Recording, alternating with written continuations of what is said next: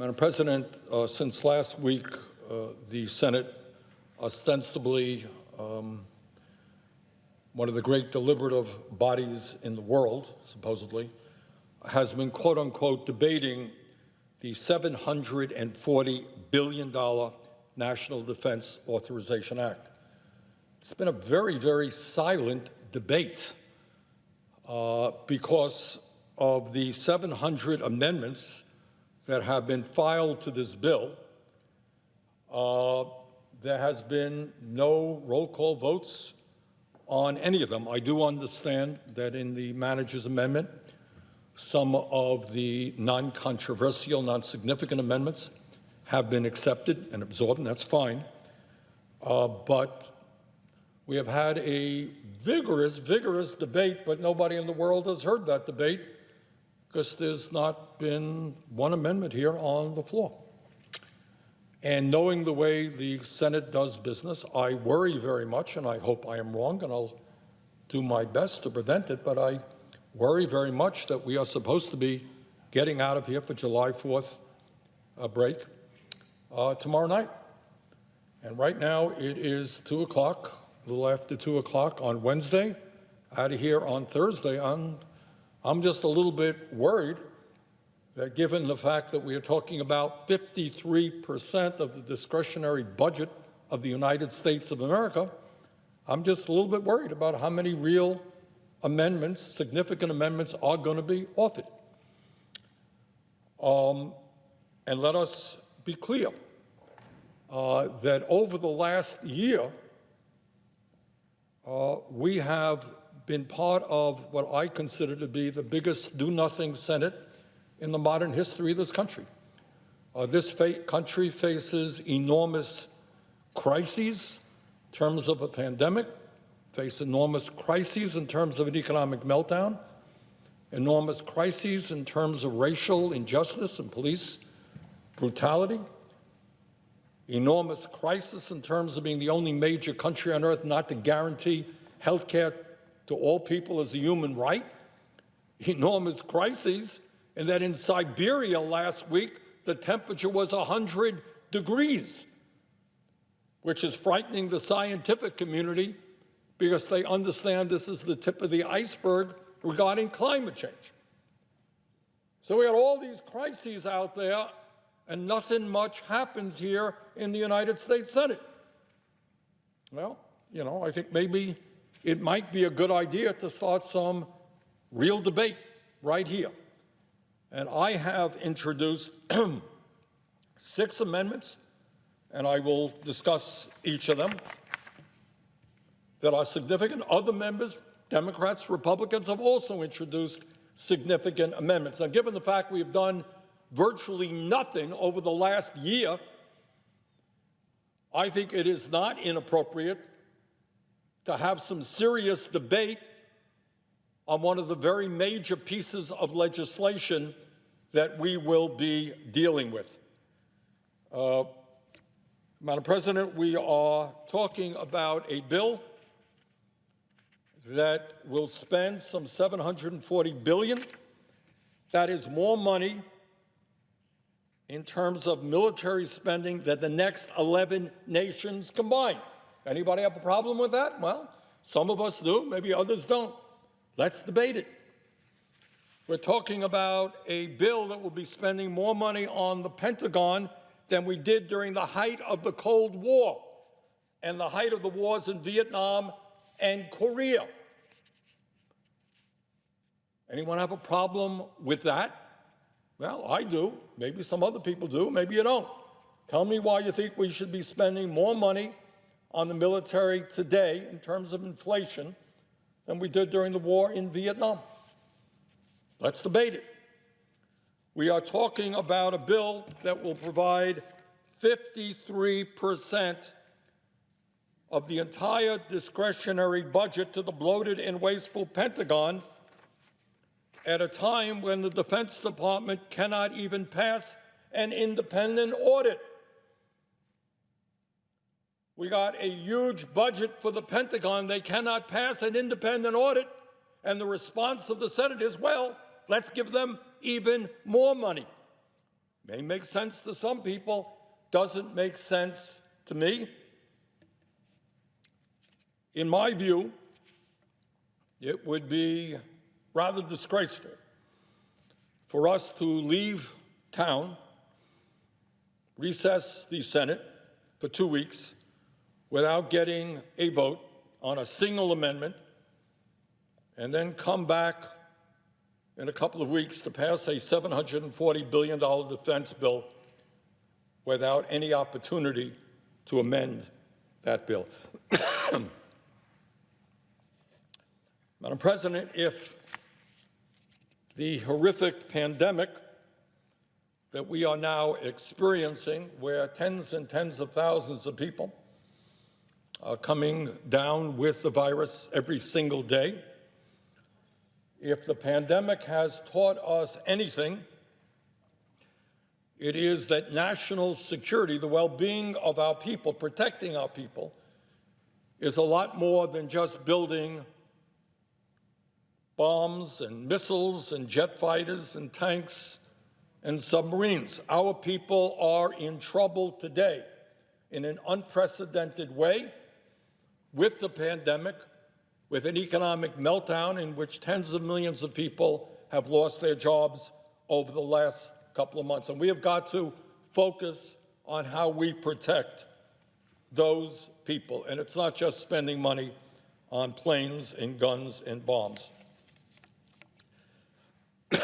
Madam President, in order to begin the process of addressing some of the most important issues facing our country, I have introduced 5 amendments, all of which I think are important and all of which I believe need to have a vote and a debate.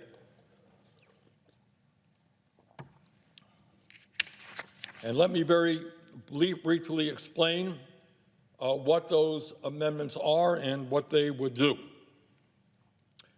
First Amendment would reduce the military budget by 10% and use that $740 billion in savings to invest in distressed communities in every state in this country that have been ravaged by extreme poverty, mass incarceration, deindustrialization, and decades of neglect.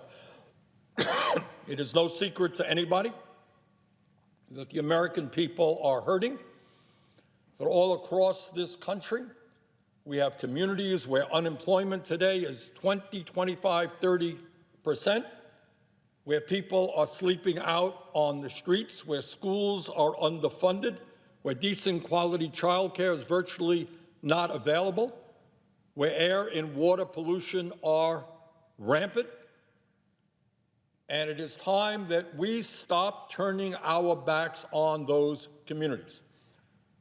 So what we are doing right now is focusing attention on the fact that 40 million Americans are living in poverty.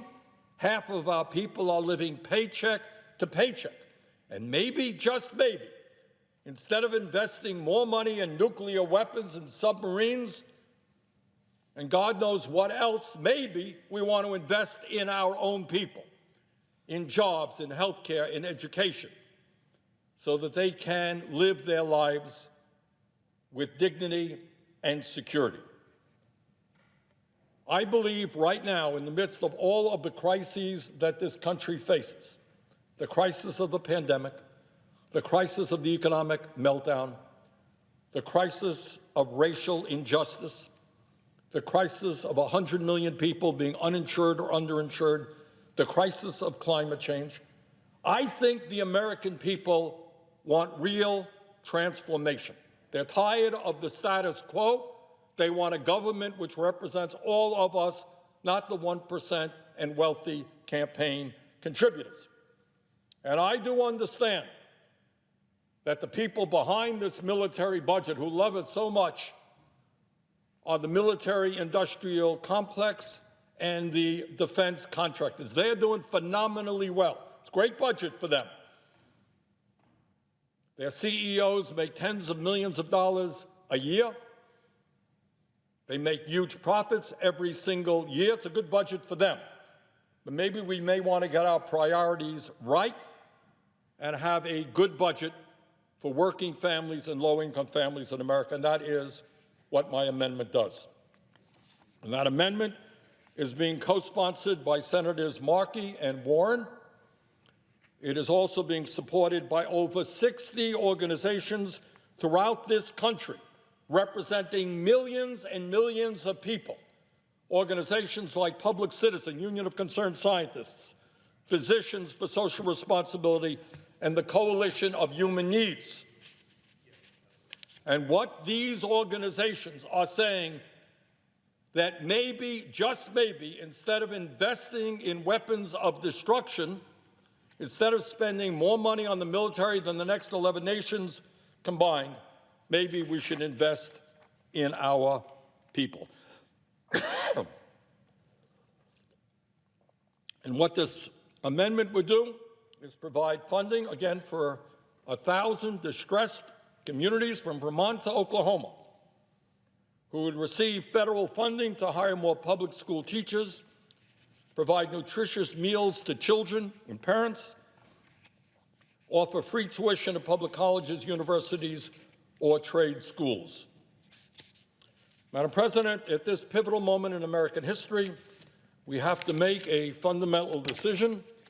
Do we want to continue spending billions on endless wars in the Middle East, on weapons of mass destruction of which we have more than enough, or do we provide decent jobs and education and health care for millions of people in our country? Further, Madam President, a major reason why there is so much waste, fraud, and abuse at the Pentagon is, in fact, that the Defense Department remains the only federal agency in America that hasn't been able to pass an independent audit. So that deals with the second amendment that I have introduced. I don't think it is too much to say to the largest agency of the federal government that you have to pass an independent audit. There is nobody in the Senate who does not believe that there is massive waste and fraud at the Pentagon. Defense contractor after defense contractor has pled guilty to fraud. We have massive cost overruns, and all that second amendment that I'm offering does, which is co-sponsored by Senator Grassley, longtime Republican leader here, Senator Lee, Republican from Utah, and Senator Wyden of Oregon, and myself. All that we're asking is that there be an independent audit of the Defense Department, and that be completed no later than fiscal year 2025. Not a very radical idea. Now, the third amendment that I'm offering, I think, is one that I would hope and expect would have wide support right here, and I think does have support among the American people, and certainly has widespread support among the medical community and the epidemiologists of this country. Just yesterday, I was participating in a hearing of the Health, Education, Labor Committee, and we had the leading experts in this country, including several representatives of the Trump administration, Dr. Fauci and others, talking about the pandemic and what we can do about it. And there was widespread consensus. Nobody, I think, has any doubt anymore, maybe except Donald Trump, that masks are a very, very important preventative measure. Not going to solve all of the problems, but the evidence is overwhelming that people who wear masks in the public when they're around other people are less likely to transmit the virus or receive the virus. Nobody doubts that anymore. So the question that we have got to ask ourselves is, how does it happen that in the wealthiest country in the history of the world, the strongest economy in the world, we have doctors and nurses today who are dealing with people with COVID-19 who don't even have the personal protective equipment that they need? How in God's name does that happen? We're spending 18% of our GDP on health care, twice as much as any other country, and yet we cannot provide a dollar mask to a doctor or a nurse whose life is at stake. But it's not only doctors and nurses. What a number of countries around the world are doing, which is very smart, is they are producing or acquiring large numbers of high-quality masks, and they're distributing those masks to all of the households in their country. We should be making sure that every household in this country has the masks that they need.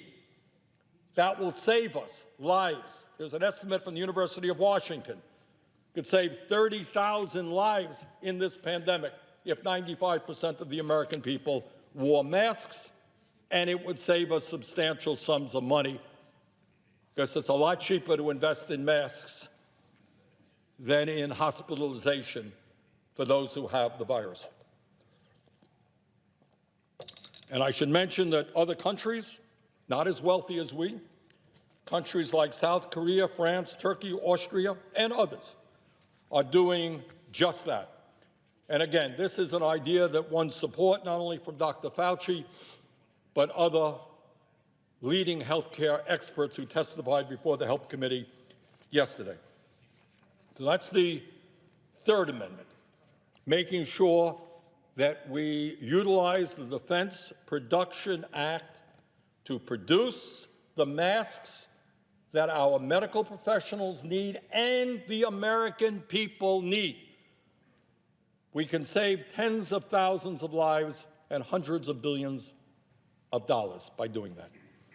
Fourth amendment I have filed, Madam President, will prohibit funding for military aid and logistical support for the disastrous Saudi-led war in Yemen.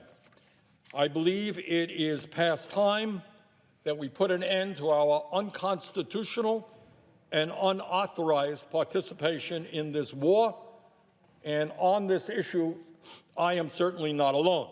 A bipartisan majority of the U.S. Senate has already voted 3 times, not once, not twice, 3 times, to halt all U.S. military support for the Saudi-led war in Yemen. It is time for us to do that again. This time, not just in words, but in action, no money going toward U.S. participation in this horrible war, which is destroying a nation of some of the poorest, most desperate people on earth. So that's the Fourth Amendment. And I think it would be hard for anybody here to deny that that is an important amendment because it's already been in one form or another passed 3 times. So let's get some teeth into it. And the last amendment that I have filed, Mr. President, would reduce the defense budget by 1/10 of 1%. 1/10 of 1%. Not a lot of money. And use that money to make our nation safer by reaching out to people throughout the world, by expanding educational and cultural exchange programs. In other words, the theory behind this whole bill is that by spending $740 billion building planes and tanks and guns and the most sophisticated weapons of mass destruction in the history of the world, that will make us safer. Well, I'm not so sure. Maybe what makes us safer is when we break down the fears and the hatred that exists between peoples all over the world. Maybe what makes us safer is when we get to know each other. That as human beings, whether we're Chinese or Russians or Iranians or Brazilians or Canadians, maybe we all share the same human aspirations. Throughout history, it has always been easy to demonize people you don't know. Always easy. That's what demagogues always have done. We're fearful of Jews and blacks and Irish and Italians and gay people. So easy to demonize people we are not comfortable with and we don't know. They're not in our community. We don't know anybody. Let's demonize the people in Iran. Let's demonize the people in China and Russia, which is not saying that I or anybody else here is in agreement with their policies. But are weapons the only approach we have toward them? Yeah, we need a strong military. I believe in a strong military. But you know what I also believe?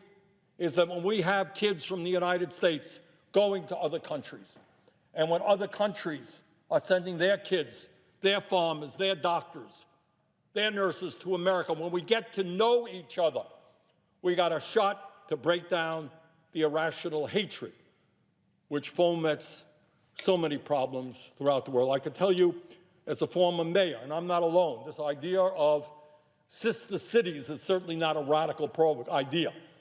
I suspect that almost everybody here in the Senate comes from a state where sister city programs exist. You have programs with cities in other countries. In Vermont, we have a number of them. I started several of them when I was mayor of Burlington. It was a beautiful thing to see. Kids from another country coming to our country, our people going to other countries, learning.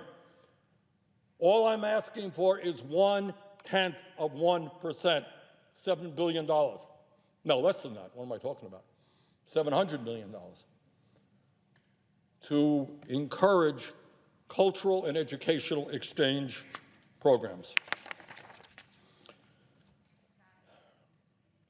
By taking this tiny fraction, 1/10 of 1%, from our defense budget and applying it to these exchange programs, we will send a message about the critical role that these exchange programs, which exist all over this country already, but I want to see them grow, play in supporting not only American security, but our common global security.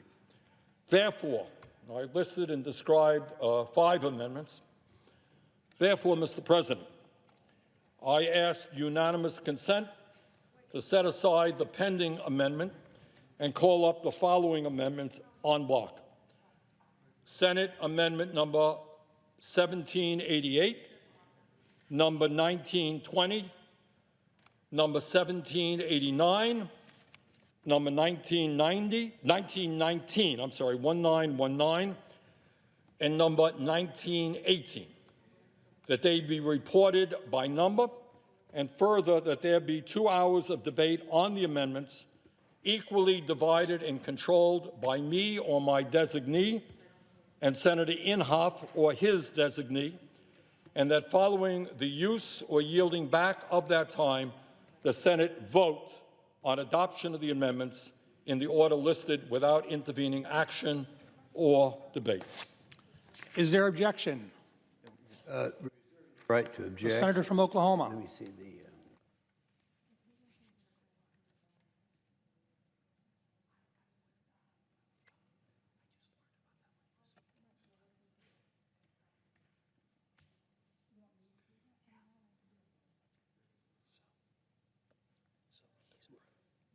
Senator Inhofe, did you have anything else that you wanted to say on this? And I will object, although I'd like to have the opportunity to look at all 5 of these amendments to see which ones would not be consistent with the negotiation that is taking place right now. I'd like to make sure that everyone understands Democrats and Republicans at this very moment are looking at a lot of amendments, as we've done every year for 60 years, and to make sure that we're getting the right amendments to make the bill the best bill that we can have. Now, just take a few minutes for me to do this, and until then, I'd reserve the right to object. And if we have a timing problem on this, I would object. But it might be there's one that I'd like to consider at this time. Therefore, I object. Well, Is there objection? All right, then I object. Yeah. Objection is heard. Yeah, I'd like to be recognized too, just to make a comment. First of all, I have a great deal of respect for the gentleman. I have worked with him many times, and we've really gotten quite a bit accomplished. I know that my friend is sincere in the statements that he makes. I find it myself in a different position. I look and I see what has happened in previous administrations, and I saw that during the last 5 years of the Obama administration, when the president in his budget reduced the military by 25% at the same time that China was increasing theirs by 83%, and Russia was increasing theirs by 34%. I am sensitive to this, and this is one of the considerations we make. So I do object to this amendment, but I am going to work with the gentleman and to see which of these might be appropriate and be sellable to a majority of the people in the Senate. Mr. President? I think you have the The floor. senator from Vermont. Well, Senator Inhofe is right. He and I have known each other for a number of years, and I think respect each other. We have very, very different philosophical leanings, but that doesn't mean we cannot respect each other. And all that I would say to my friend from Oklahoma is that the function of the Senate is for 100 members to determine what's important, not just a few. And what may not be important to me may be important to you, it may not be important to you, may not be important to me. But I think, especially on a bill of this significance, the members, Democrats and Republicans, have a right to come forward and bring forth an amendment. And if I don't like the amendment, you bring forth an amendment, likelihood is I'm going to vote against it. You're going to vote against my amendment. I get it. That's called democracy. It's called the process we go through here. But I just cannot understand why we are not voting on amendments. So I would rather see a process take place when we get back where dozens of amendments are brought up and debated, voted up, voted down. That is what I think this Senate is supposed to stand for. For one more comment addressing that, Senator Reid and I both are in agreement. We've been wanting amendments. We've been asking on a daily basis now for about 2 months of people to bring their amendments down so we can consider amendments. And we're in the process now of seeing which amendments we're able to bring up that we might have reached an agreement. And we're doing that. It's not an easy process. It does take a little bit of time, but I encourage, I'm hopeful that we'll have amendments. I anticipate we will. All right, if I may respond to my friend, is that Jack Reed is a good friend of mine, and I know that you and he are working hard and well together. But you are two senators. There are 98 others of us. And what you two may agree is important or not important, others may disagree. And all that I'm saying, Senator Inhofe, is let people bring up their amendments. You don't like it, I don't like it, we'll vote against it. But I just don't know why we are restricting amendments in a Senate which is supposed to be one of the great deliberative bodies of the world. The world is supposed to look at us. And they're not looking well at us when a few people determine what is going to be voted on or not. I'd respond by saying I don't take issue with that, but I would say this. We all remember what happened a year ago when this bill was up. One of our members objected to all amendments coming up, and as a result, no one got their amendments up. That isn't happening this year because the individuals who were opposed to amendments last year are no longer opposed to amendments. We're just trying to, with the understanding and the realization that things are done in the Senate with unanimous consent, and that one person has a lot of power to stop a lot of other people. We don't want that to happen. We want to encourage amendments, and we're going to try to consider as many as we can. I would simply say to my friend, he is quite right, unanimous consent gives every member a lot of power. Yes. And I do not want to be objectionable, but I feel very strongly on this issue, and I hope that we can work out something. Thank you. Thank you.